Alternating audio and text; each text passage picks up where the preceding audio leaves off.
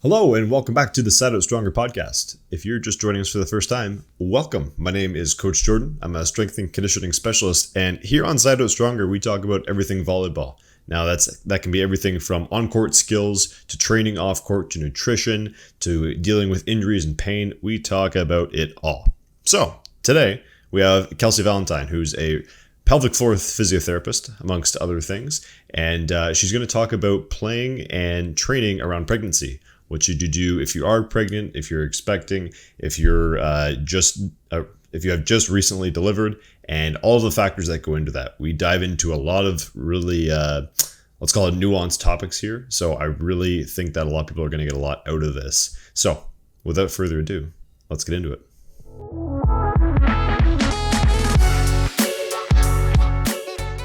Hi guys. Today, as I said before, we have a very special guest. We have Kelsey Valentine, who is our resident, well, not resident anymore, but we'll talk about that later, pelvic floor physiotherapist. So Kelsey, hi. Hi. So glad to have you. Who are you? Who are you? What do you do? Wow, that's a great question. My name's Kelsey Valentine. I am a pelvic health physiotherapist, like you said. I got into this, I guess, because I felt like women aren't told a lot about their bodies. And when I was learning about this, it was all news to me. So I figured if I can play a small role in helping more people learn more about their bodies and feeling more empowered and feeling like they can kind of take control of these problems that they're having and know that there is a solution for them other than just being stuck with it for life, then I thought I would get into that. So that, along with, me loving to work with baby moms and babies and that type of population, it's been a really good fit for me. And I can't see myself doing anything else. Awesome. And I have two questions that are going to amplify into hundreds. Do you we're going to talk about pregnancy and pre and postnatal and all that stuff. Do you specifically work with only pregnant women or like women that have been pregnant, or is that just kind of a part of what you do? Yeah, that's just a small part. It is something that I see daily because pregnancy, postpartum tend to be one of the phases in our life where these pelvic floor issues tend to come up. But it could be really anyone, any gender, any stage of life. I would see a lot of people who might have a lot of pelvic pain or pelvic pain conditions. So that could be endometriosis or interstitial cystitis, vulvodynia, vaginismus, all these big words. But a lot of them are just different types of pain that you can experience in the pelvic area. I see a lot of younger people who might have pain with intercourse. When I say young, like relatively young, old enough to consent to an exam. We're safe here. We're not promoting anything weird. And I certainly see a ton of people in that perimenopause, postmenopause time of their life. That's a time where a lot of pelvic floor concerns come up. It's when we see a big change in our hormones. So our estrogen levels sharply decline, and estrogen is what gives our tissue its plumpness. So a lot of times people struggle more with doing things that support their pelvic organs, like they might have more, we call it pelvic organ prolapse, where those organs kind of descend downwards towards the vaginal opening, and women might feel a heaviness or a pressure or a bulge sensation. So that's pretty common when we have less plumpness of those tissues and less strength in them with age. Definitely bladder leakage issues is a huge thing that we see in that population as well. So really, any of the concerns can happen at any stage of life. There are certain times that we tend to see it more commonly, but pregnancy and postpartum is not the only time where I would see people. Perfect. So if you got issues, go see Kelsey. And we'll talk about how to get in contact with Kelsey later on. You got to wait. You got to wait for the good stuff. And I mean, as Kelsey has alluded to, we're going to dive into very specific stuff and get this recommendation as practical as possible. So I'm excited. The real reason I wanted to get you on, well, I know you know your stuff. Kelsey was one of our TAs before, so we've had a lot of good exposure with Kelsey. But no, we got questions when we put out the initial survey of what do people want to hear about, and this was one of the topics that was quite popular, actually. And from my selfish standpoint, we have a baby on the way. So very exciting. And I need answers. I knew that, but the cat's out of the bag now, I guess. Yeah, well, this is probably going to come out in a couple of weeks. So probably most people know by then. And if they don't, surprise. Sorry, Mom. This is where you're finding out. No, I'm just kidding. Congratulations. Thank you. So let's start with basics. I know we talked about this in the outline a little bit, but for those of us that are unfamiliar or it's been a while, what is the pelvic floor? And like, what's it even do? Why should we care? A great question. So we'll start with, 101 of what a pelvic floor is. Because I would say most people don't know that they have one, or they haven't heard of one until it becomes a problem for them. So basically your pelvic floor is just a group of muscles. They sit inside of your pelvis. So if you can picture your pelvis is kind of like this butterfly shape, I guess, that's bones that sit kind of where your hips are. So it goes from the base of your spine, the bottom of your spine. There's a bone called your sacrum, which is an upside down triangle. And you have these two big hip bones that attach onto that. And they kind of come around and connect at the front to where your pubic bone is. And sitting at the base of that, almost like a bowl inside of there, is that group of muscles called your pelvic floor. So these muscles have usually 5 main jobs that they're responsible for. The first one being our continence. So continence is basically holding in our pee, our gas, our poo, all of the things that we don't want to be leaking out of us at any given time. So when we do things like cough and laugh and sneeze and jump, maybe lift something heavy, these muscles should squeeze and lift. So they kind of tighten and close off towards your pubic bone. And what that does is help to block off the opening where your pee and your poo comes out of, so that we don't leak those things. So that's one really important job, that if those muscles are nice and strong and bulky, then they can do that. But also they need to be coordinated. They need to know the timing of when to do that contraction. For most of us, that's kind of automated, but sometimes when we go through these different phases of life, we have to kind of re-automate that by training the timing a little bit again. The muscles also play a role in pelvic organ prolapse, which is what I was talking about earlier. So these muscles sit like a hammock or a sling underneath our pelvic organs. So that's our bladder, our uterus for women, and our rectum. So if those organs, the ligaments that tether them up and hold them above, if those have become strained over time, whether that's through childbirth or having a chronic cough or an occupation where you do a lot of heavy lifting and you're not supporting with your pelvic floor, lots of sneezing, maybe you have seasonal allergies, things like that, and age and time can cause those ligaments that hold up our pelvic organs to lengthen and weaken over time. So it's really important for our pelvic floor to provide support from the bottom. So like a hammock or a sling, they kind of lift those organs and make sure that they stay up where they should be, basically. The pelvic floor also has a role in the stability around our pelvis. So if those muscles are too tense, we can have pain. If they're too relaxed, then there can be a lack of stability around those joints. The muscles have a role in our sexual function. So they bring blood flow to the area, which can help with arousal. And also the muscles act like a sump pump. So they help to pump our blood and help it circulate back up towards our heart. And they also help to pump out lymphatic fluid back towards our lymph nodes. So lots of really important jobs that a lot of people don't know about.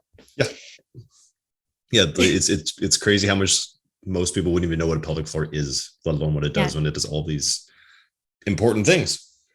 And then with pregnancy, I guess I know that was one of your questions, so maybe I'm skipping ahead, but no, it's good. It's like a whole other realm where it develops a new role, I guess.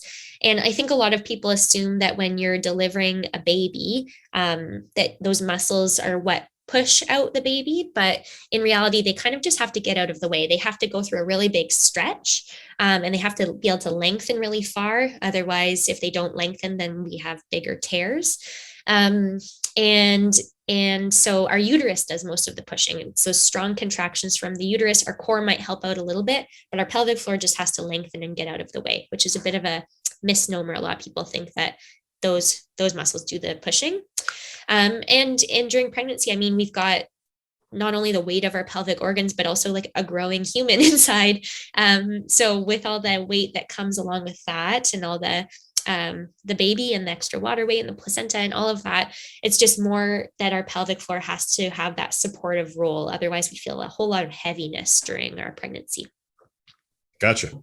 Yeah. So my job today is to figure out the questions I want to ask. And that sounds silly, but there are so many things that we could explore. Obviously, Kelsey just went on a perfect tangent that sets up everything else really nicely.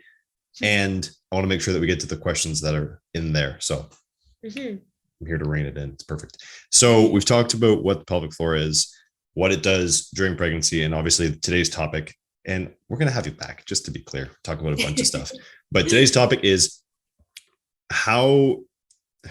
what kind of things should I be considering if I'm pregnant around training, around volleyball, and then we'll get into after delivery, what that looks like from a return to play standpoint. So now that we have this idea of what the pelvic floor is and how it plays, let's dive into some details. Yeah. So correct me if I'm wrong here. To me, it's easiest to kind of go along this chronologically. So pre-delivery leading up to, and we could talk about specific trimesters and all that kind of stuff. But let's just start with this question, because it's been so contentious, it seems, over the years. Should people exercise when they're pregnant? Yes. Perfect. Moving on. Done. Bye. Yeah, that's all you need to know. Yes. No, exercise is so important. It's not only should you, it's you need to. Like, it's so important during pregnancy for a number of reasons. It can offer a huge benefit in terms of reducing your risk of gestational diabetes and preeclampsia, which can make for more risky deliveries, sometimes can lead to cesarean section, that sort of thing. So it can reduce your risk of those by about 40%. So that's pretty huge. That makes a big difference. Also can reduce your risk of a C-section by a little bit as well. I think around 30%. Do we have an idea on why that happens? I think part of it is the preeclampsia and the gestational diabetes.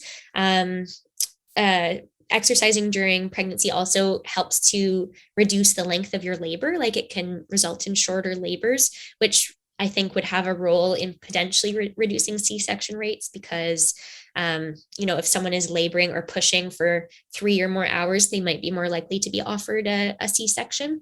Yeah, I've heard that there's almost like, I've heard the 24-hour cutoff in terms of like, that's when they really start to consider if you've been in some level of labor for 24 hours, but that may be I think it depends. Like, I've definitely had lots of patients who have been in labor for longer than 24 hours, sure, but they might have to do like different induction strategies, that sort of thing.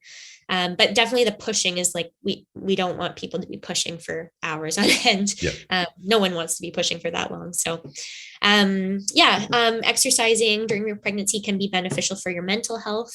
So it can help reduce the rates of anxiety and depression, stress even, which can be stressful time for a lot of people. And, a lot of those benefits get passed on to the baby too. Like, a lot of the benefits of exercising and all of those normal health benefits that we have can be beneficial for, you pass on your little genes to your baby, and then your baby's healthier when it comes out. So lots of perks among just like some of the regular ones that most people know of, but specifically in pregnancy, it seems to be extra helpful. Yeah, that was, I think it was like Spencer Nadolsky or something, and he posted something about that. Anyways, and it was talking about how the gene structure of the child is like directly influenced on or by what you do during the pregnancy to some degree. And that was just wild to me. Yeah, we passed it all on to the little fetus in there. So yeah. Turns out it's an important 9-month window. Yeah. Not to scare, like, if you're going through a pregnancy and you're having a rough time and it's hard to fit in exercise because you're vomiting every day, I get it. It's okay. Do what you can, but I think knowing those benefits can be empowering for some people who are worried about exercise, because I still hear that all the time from patients that they didn't exercise because they were told that they shouldn't, or that they were worried that it would harm the baby or lead to a miscarriage, and there's no risk of that. So that's good. Yeah, maybe we can just dive into that, just really hammer the nail on the head. I don't know. It's fine. Yeah, that sounds great. So let's just go through those specifically. So does exercise in general increase the risk of miscarriage?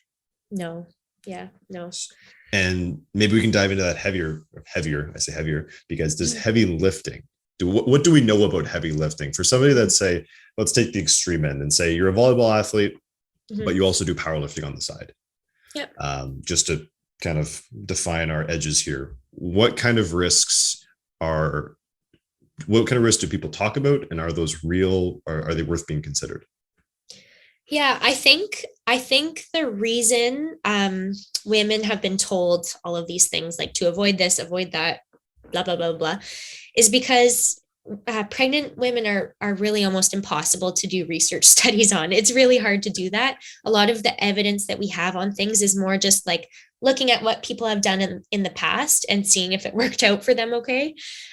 Because you can't really do a quality controlled study, like a randomized controlled trial with a pregnant woman. You can't force one pregnant woman to do heavy lifting when we don't know what goes on with that, and then have one person force them not to do that because maybe that's not beneficial. And so no one's really getting the best. Like it's not a safe thing to, especially for something like obviously heavy lifting is not the thing that we would need to be talking about, but like if they're going to do like a cancer treatment on someone, or like I don't know, like all of those things, like you can't just be like, oh, let's just try it on the pregnant person and see what happens, right? Yeah. So that's why HIPAA. there's a lot of unknowns with pregnancy of what people can and can't do because we can't research it very easily. With that said, I don't think heavy lifting falls into that category. I think that some people who tend to err on the more conservative side would say that because I don't think we actually have in our hands like good research that shows that it is safe, but we also don't have research that shows that it's not safe. So I would say, and actually we're getting a lot more research that is showing that it is safe too. So I would say that's definitely coming down the pipeline, and there's some newer studies coming out along those lines. What I will say is that exercise is really beneficial. The term heavy is relative, right? That's the fun part. Yeah. So I think if you have been lifting heavy weights all of your life, then that's not a problem. If you have never picked up a weight and you try to lift 200 pounds during your pregnancy, probably that's not the best call, but I think that wouldn't be the best call regardless of if you were pregnant or not. So it doesn't seem to matter too much with the actual pregnancy for that. I would say to anyone who wants to lift weights to definitely do that because there's a lot of specific benefits for weightlifting in general. And specifically in pregnancy, that's going to only be more beneficial. Having more muscle mass is more beneficial. Like all of it is good. It can help to prevent back pain. So I would encourage anyone who's pregnant to lift weights. Absolutely. When you say heavy weights, I would say, do you need to PR during your pregnancy? I don't know. Like, I don't think if that's really your goal, then there's probably a way to do that safely if you're training appropriately and you're very gradually increasing your weights and that sort of thing. But I would say, yeah, keep doing it if you enjoy doing it. And if it's your way of exercising, then I would say definitely do it. I would say there's probably a point in your pregnancy where you're going to have to slowly taper down, just because you might start to not feel like it feels so good anymore, because you're just already carrying an extra 30 pounds in your belly. So I would say things to look out, the reasons that people might tell you not to do it are things like bladder leakage. So if you are peeing when you lift something heavy, then that's probably a sign that your pelvic floor isn't very tolerant of the load that you're asking of it. So that might be a sign that you need to either back down or strengthen your pelvic floor. Things like if you're bleeding when you are lifting heavy, certainly don't continue to push through that. If you are feeling like you're going to pass out or something, don't do that. Or if you're feeling like nauseous or ill or green in the face or anything like that, if your blood pressure's either skyrocketing or getting really low, those are things to be careful of, and maybe things to monitor. We know that your blood pressure can transiently like increase quite a bit when we lift heavy things. So if you have preeclampsia or something like that, you might have to be a little bit more careful, like high blood pressure. Don't want it to be going too high, but for the most part, most people should be able to do it just fine. And I think the other thing that people have a lot of questions about, which I know you wanted to get into a little bit more, is diastasis recti. So that is when your abdominal muscles, so like your six-pack muscles, have to widen a little bit to make space for your baby as it grows, which is a totally normal process during pregnancy. Those muscles are supposed to widen to make room. So what happens when those widen is that the tissue that connects the two halves of your six-pack muscles, it will just thin a little bit to lengthen. So if you can imagine silly putty getting kind of stretched out, when that silly putty gets stretched out, it becomes a bit more thin. And that's normal. If you are constantly putting pressure on that thin tissue, it might have a bit of a harder time healing. We don't have evidence on whether heavy lifting during pregnancy causes diastasis recti. And I personally think having a strong core is important, but there are ways to do it, I think, that are better than others in terms of not putting too much excessive pressure on that thin tissue. So signs that you're putting too much pressure on that thin tissue would be if your abdomen is kind of coming to a point. So we call it doming or coning or tenting. So you might find if you do a crunch that your abdomen kind of points up in the middle, or it looks like maybe a hot dog kind of poking up out of your belly. So that might be a sign that, again, you're just not managing pressure properly in your core. There's a way to change that. Engaging certain muscles can help reduce that doming for some people. But at some point, for some people, you can't control it anymore, and you just might have to wind down on the weight a little bit, or whatever activity you're doing, whether it's sit-ups or crunches or toes to bar or whatever. You just might have to kind of scale back a little bit as time goes on. Building off what you were saying before, one of the narratives that I've heard, which has its own little mini story, is that things like, say, deadlifts create a lot of pressure on the uterus and the surrounding structures, so you should probably avoid those. To which my immediate thing was, it wasn't even that they said deadlifts. They said those dead things where you pick up the thing, and that was a red flag. But my question becomes things like, well, how do you pick stuff up off the ground? Yeah. And what if you have a toddler at home and you're lifting them off the ground? Like, we're not as fragile as people think. Yeah. So I guess what would you say to that, if that's advice that somebody has gotten before?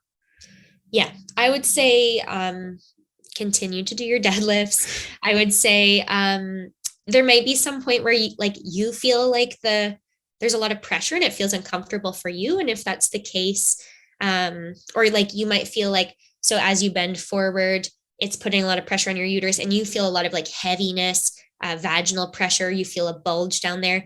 Those are sensations that we don't need to push through. So if that's the case, I usually tell people to just like raise their deadlift a little bit. So do it from a riser or something like that, so that they don't have to bend down quite so low. Or do switch to like a Romanian deadlift or something along those lines. Like, there's a lot of ways we can modify it to make it more comfortable. But like I said, like, you're going to bend for, like, you would know inherently if you were doing something that could harm your baby. Like, there's no way that just bending forwards, especially with like a nice straight spine and good form, is going to put any excessive pressure on your baby that would be harmful. Yeah. Love it. Okay. Batteries are dying. Cool. So that was excellent. First of all, what I'd like to go into now is, during your pregnancy, what the guidelines and what the recommendations are about playing volleyball. Because as much as I like to think that our people all train and we're all talking about training, it's great. The first question I usually get, or I've heard and I'd like to know, is how long am I okay to play for? What are the signs I should be stopping? Is it dangerous for me to play? Those kind of things.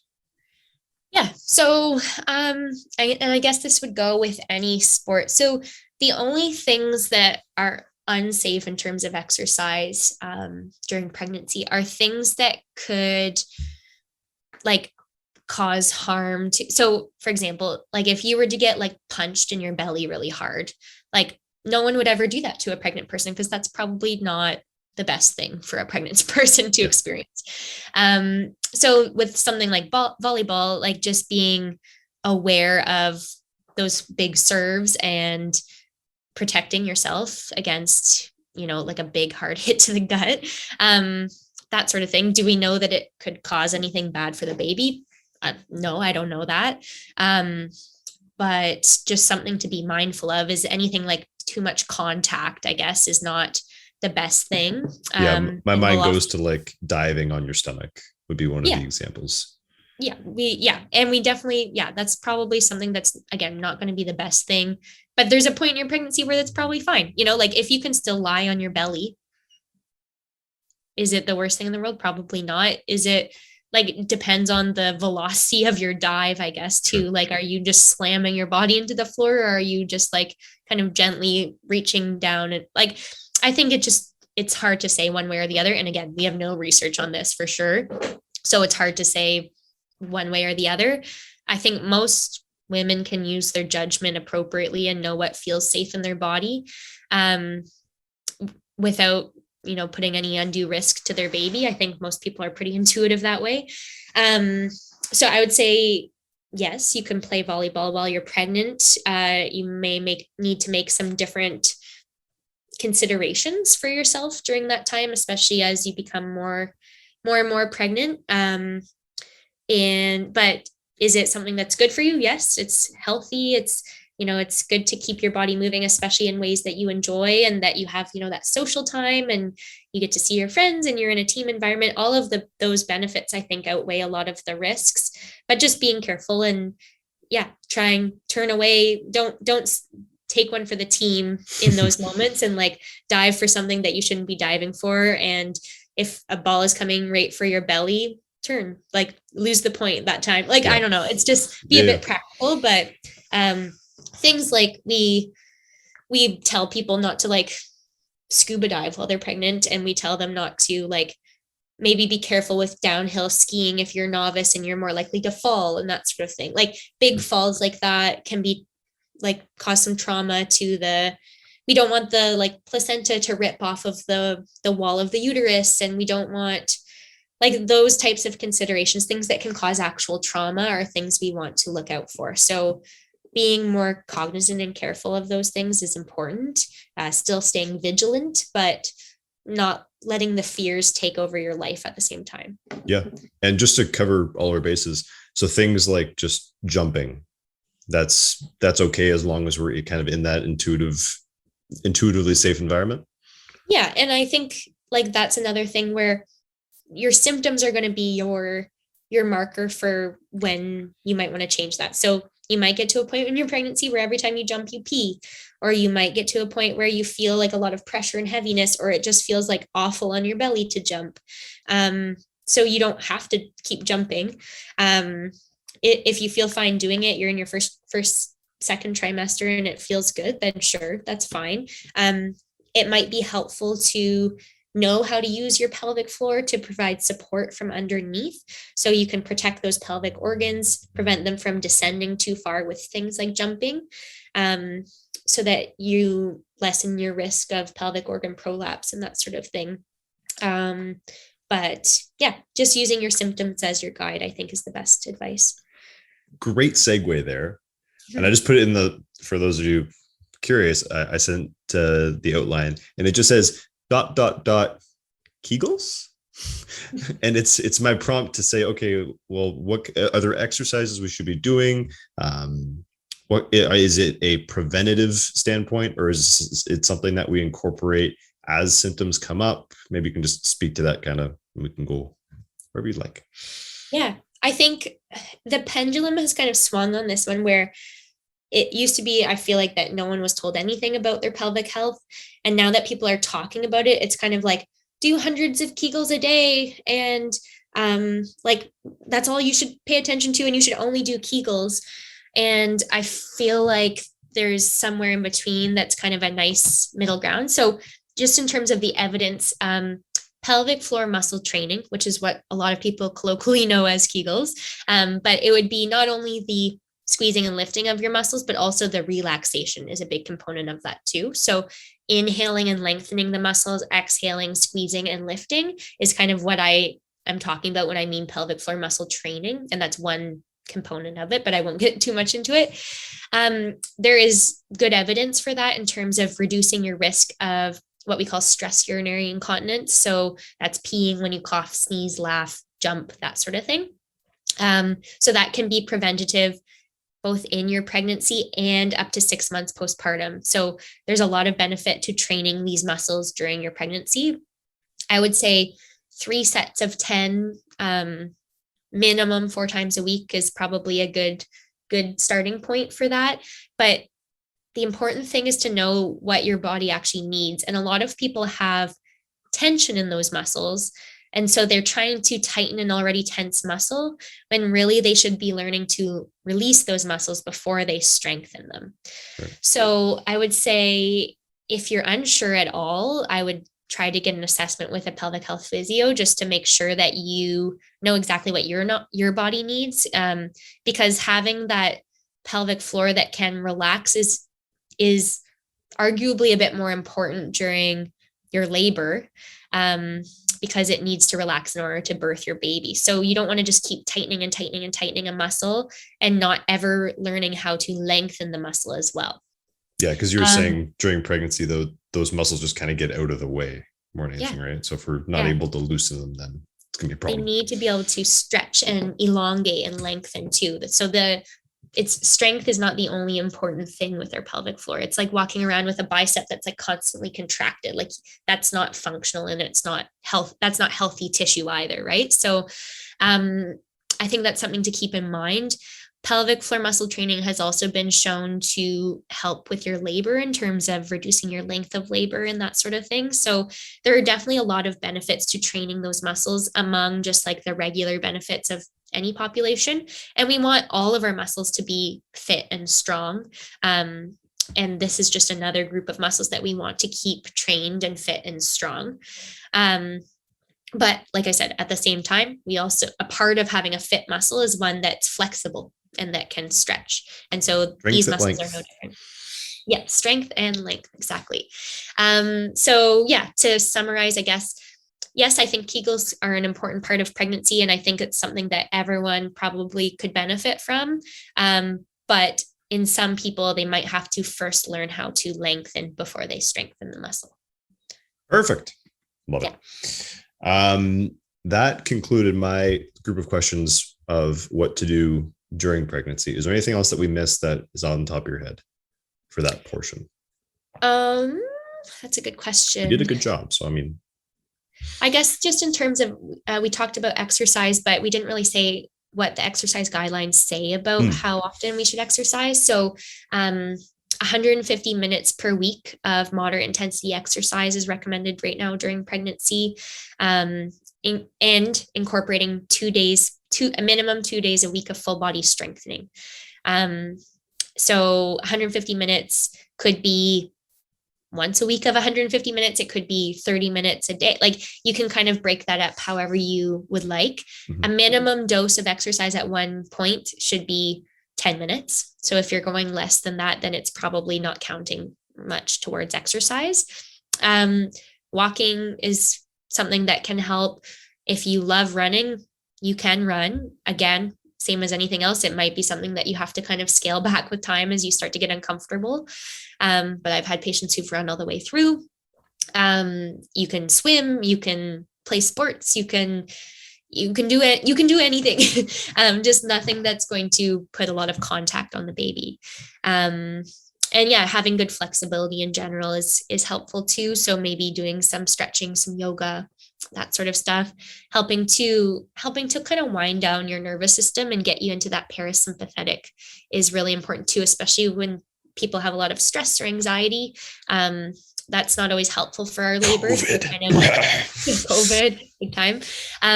So kind of learning how to wind down and relax. Exercise can be helpful for that and can be helpful for your labors for that reason too. Perfect. And I think we touched on this, but I really want to drive it home. If you haven't exercised before or done a formal routine, is this a good time to start? Yes, Wonderful. It actually is. Yes. So yeah, I think a bit of a myth, and I still hear this daily at work, is people think that if you've never been an exerciser, you shouldn't start pregnancy, or you shouldn't start exercising during pregnancy. But that is a myth. So the newest exercise guidelines say that in pregnant people, now is as good a time as any, and you'll still get some of the benefit. You'll still get a lot of the benefits of exercise if you start, keeping in mind that you want to start gradually. So if you've never exercised before, don't just go run 10K out of the blue. Maybe ease into it so that you don't get injured. But I would say that to anyone who wasn't pregnant too. So yeah, easing in, but starting whenever you can at any point in your life. But pregnancy is a perfect time to start too. It's amazing how secured in that those narratives are. Whenever somebody's pregnant, they're like, and the Katie goes up and lifts a box, and they're like, "Be careful!" Everyone around them, and it's amazing. I had a patient last week whose doctor told her not to start exercising during her pregnancy, and then I'm fighting again. Like my voice doesn't always weigh as high, unfortunately, as the doctor's. Mm-hmm. So even if I'm like, well, actually, that's actually not the case anymore, then I just look stupid, even though I'm the one who's on top of it. Yeah, it's must be immensely frustrating for you, because probably a lot more than the doctors do when it comes to this stuff. And just about where you spend the most of your time, right? And I spend a lot of my time in the realm of pregnancy and exercise. So safe to say I'm pretty on top of it, but totally. And we get the same stuff. Doctors are too.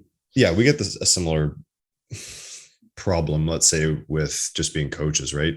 Most doctors hear the word deadlift and they think, oh my God, you're going to break your back. That's terrible for your back. It's got dead in the name. Are you crazy?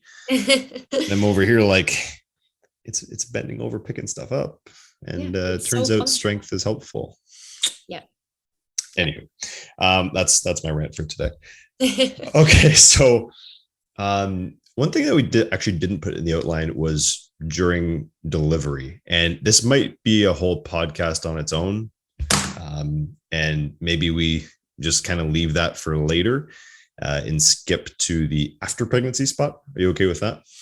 Yeah, but okay. I feel like that could totally be its own podcast.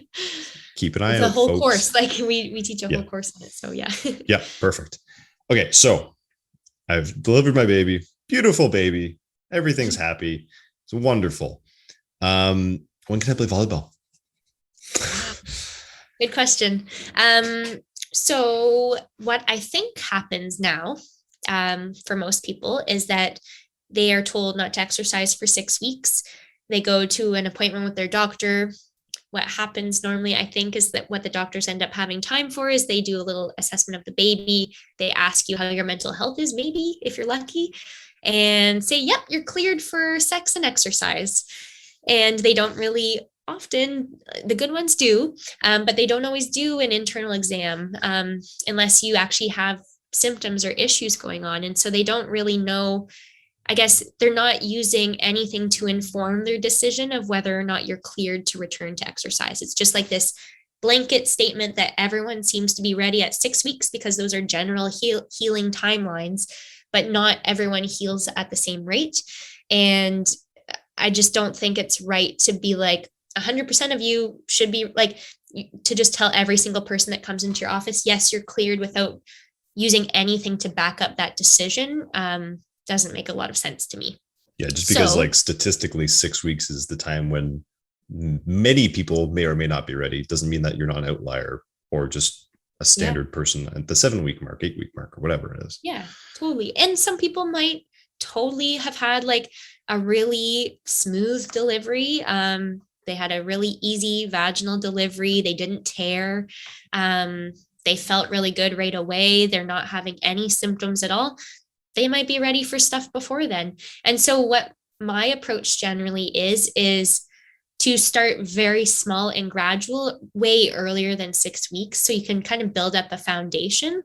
And then depending on your symptoms and what you're experiencing and that sort of thing, slowly layering in more and more and more. So early on, I might have, like the first day postpartum, I might have someone working on just some breathing exercises, connecting to their core a little bit, maybe like tightening their tummy muscles, their TA muscles. So drawing their belly button towards their spine, or kind of like gently bracing those muscles, doing some pelvic floor activation, seeing if they can connect their mind to those muscles after it's gone through that big stretch and potentially a trauma.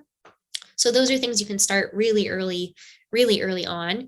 And then layering in those foundations with more gradually adding more to that. So once you connect to your core and your pelvic floor, you can layer in like a little bridge, or you could layer in a bird dog exercise, where you're on all fours and you lift opposite hand, opposite knee.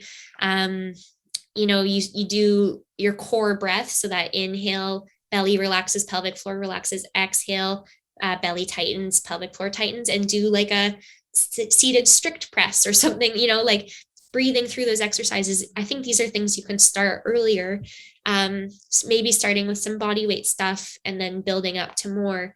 I don't think those are things that have to wait necessarily to 6 weeks if you're feeling good. But also, on the other hand, like if you are feeling not so good, don't feel like you have to start at 6 weeks. Like, respect your body and where you're at, and don't push through symptoms of heaviness or bladder leakage, or if you're still bleeding or you have pain, like don't just push through those, and listen to what your body is telling you, because it's telling you it might not be totally ready yet, and focus more on the foundational things before you just jump right into it. What I ultimately think is that it shouldn't be going from 0 to 100 with your exercise. Like, it's not like you should not exercise for 6 weeks and then be like, yeah, I'm ready for volleyball because my doctor cleared me for exercise. It's like, okay, you can slowly start on those breathing exercises, maybe some basic things. Around the 6 week mark, say you get cleared, you're feeling pretty good, start doing some more strengthening exercise, and slowly building up till your body is feeling a little bit better. And then you can kind of ease yourself back into the drills as you feel ready for it. Things like high impact, like jumping, running, that sort of thing. Expert opinion seems to suggest to wait 3 months to return to that, just to ensure full tissue healing, I guess.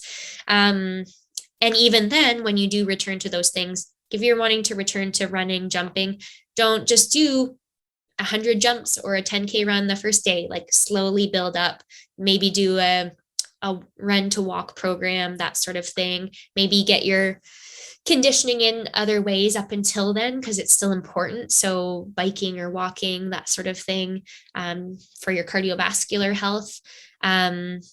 So that is my long-winded way of saying, yes, you can get back into volleyball at 6 weeks. You don't have to if you don't feel ready. Volleyball is not just like one dimensional, in that you could practice some drills. Like, you could take a volleyball and sit in a chair and practice some volleys, or you could, if you're not feeling great, or you can practice, some serving and that sort of thing. And then ease back into like a full game.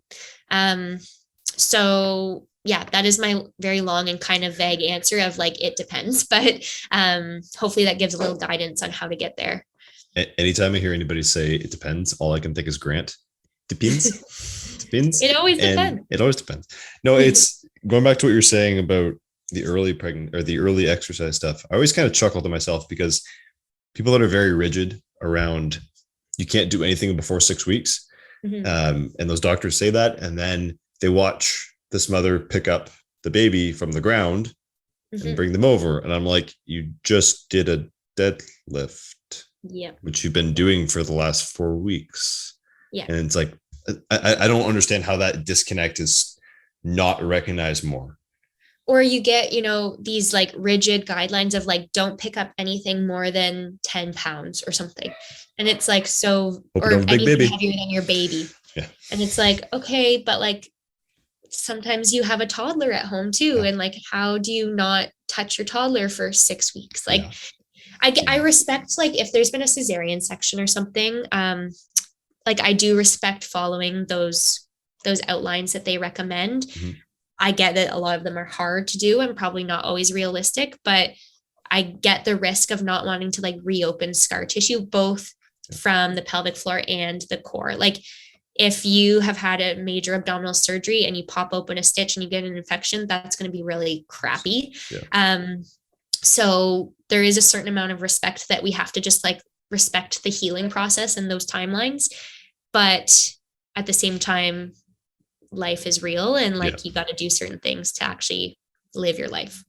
Yeah, it's, to me, a lot of it's just don't do a lot of things after a surgery.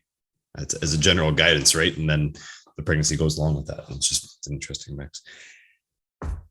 Okay, we covered a lot of stuff. Holy jeez. Same questions before. Is there anything else in the post delivery phase that we'd like to talk about? We talked about like diastasis recti and all that stuff. How long should I wait? And then scaling it back slowly. I think with diastasis recti, like it's a bit of a different ballgame postpartum. I think you still want to be watching out for the same things, but I think a lot of times it gets missed postpartum because a lot of people don't get the doming and coning postpartum. A lot of people will get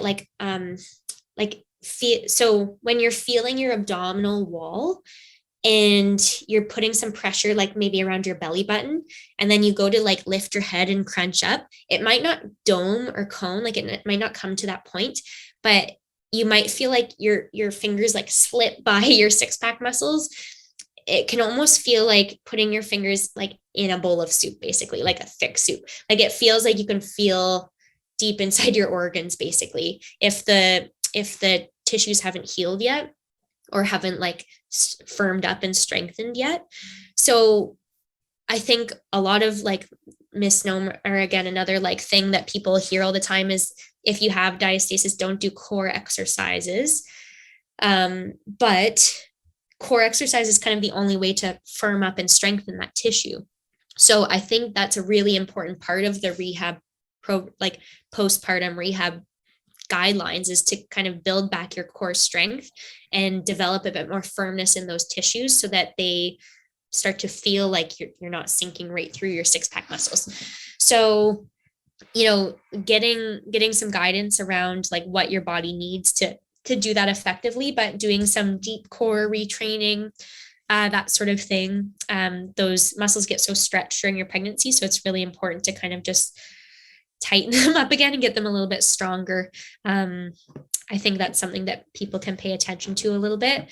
And then I think just another big thing is like, don't just accept that certain things like bladder leakage are just a normal part of being a mom. Like I still hear that narrative constantly, and just know that it's really something super treatable, and it's super like conservative to treat. Like if you were told that you wouldn't have to pee for the rest of your life, when you didn't want to be peeing, like leaking, just by doing some like exercises, like I think a lot of people would do that because it's free. It's like it's just, there's a lot of benefits to doing that. So don't accept those issues. Ask for help. Like when you are drowning in the postpartum world and you're trying to just navigate like keeping another human alive and stuff, it's hard to prioritize yourself. But don't let appointments go by where you don't talk about your own issues if you're having them, and like bring those up to your family doctor, get the referral to a pelvic floor physio. Chances are anything in that pelvic region that you have concerns about will probably have some answers or be able to at least direct you in the right area. So don't let that go on, and make sure that you not only are thinking about that present moment, but like the future implications of not keeping those muscles fit and strong, and how menopause down the road can manifest and worsen a lot of those problems. And I think like being as informed as you can going into the process, because I think a lot of people don't realize some of the womanly things that can be going on after. And I've had patients who said, if I had known, I maybe wouldn't have had another child. Or it's important to be informed of both the benefits and the risks. And that's the whole point of informed consent. And we do that for medical procedures, but we should also be taking that into consideration with bringing life into the world too. So, talk to someone. I'm not saying that to scare people, but just to make sure that you are prepared, because the number of people I get in my office who are like, why did no one tell me that this could happen? Why did no one tell me that my bladder could be sitting low and I feel a bulge? Why did no one tell me that I could have this pelvic pain? Why didn't, like, I just hear that narrative all the time, and I want people to feel like they are making a truly informed decision with all aspects of their body, and especially around labor and delivery interventions and that sort of thing that can put them at higher risk of issues. Perfect.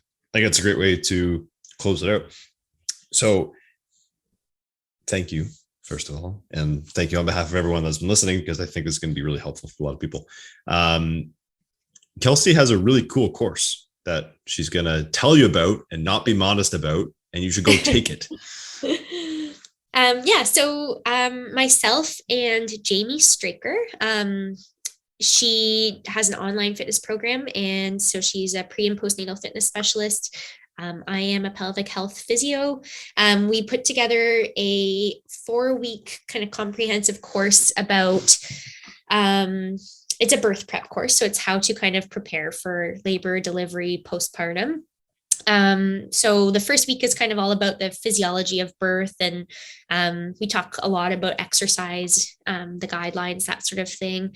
The second week is how to protect your pelvic floor. So how can we reduce your risk of things like bladder leakage, tearing those muscles during delivery. We talk about like prolapse, for sure, reducing your risk of a C-section, that sort of stuff. The third week, we talk about pain management. So things that you can do that are basically non-pharmaceutical ways of, or non-medical ways of managing your pain, or at least comfort measures, I should say, rather than managing your pain. And then the final week is kind of all about postpartum and what to expect for postpartum, how your body might change postpartum, how to facilitate the best recovery possible for yourself, and be in the best mental space and everything. We have a lot of really great guests on our course. So we have a registered dietitian, we have a clinical psychologist, we have a lactation consultant, we have a doula. We have all sorts of wonderful healthcare providers that we've interviewed just to try and get all of the information that is outside of our scope of practice and make sure that people feel really informed and know kind of areas that they want to spend more time focusing on leading up to their birth. So we've recently switched the course to be completely autonomous, meaning you can do it all at your own pace. If you have any questions, Jamie and I are available. But yeah, that is our course. Perfect. Go take the course. I think Katie's enrolled for the next iteration or whatever it is.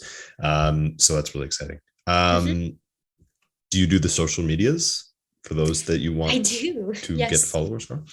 I reluctantly got on Instagram, and you've been killing it. Your page is awesome.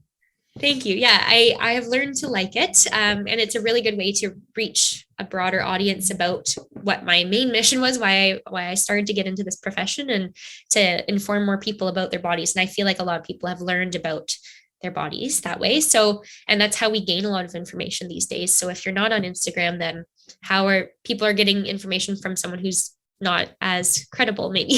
There's a bunch of crap out there. There's a bunch of real bad information, especially on Instagram, especially on TikTok. TikTok's works apparently, but Instagram is pretty bad too sometimes. It's all bad. So yes, I am on Instagram. My handle, is that what it's called? Yeah, thanks so. Is called Kelsey Valentine PT.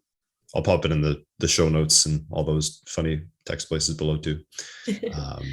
Perfect. Well, this has been awesome. We really appreciate you taking the time and educating us, because we need it. If people want to reach out directly, because I know I believe you do remote consults and stuff. Yeah, for anyone in Ontario. I can't see people out of the province. Yeah. Cool. I'll just follow the Instagram page. So if they want to get a hold of you and get some help, how would they go about that? Yeah, Instagram's a good way, for sure.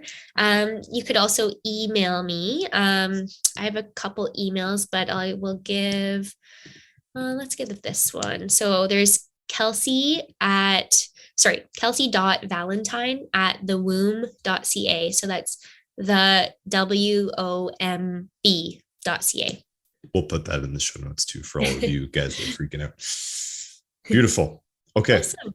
Well, Thanks thank so you much, so Kelsey. much for having me. This was really nice to be able to just chat about these things that I love chatting about. And I love this format. Nice to see you again. Yeah. We'll definitely get you back on. We'll talk more about the incontinence stuff and the delivery and all kinds of stuff. All the fun stuff. Awesome.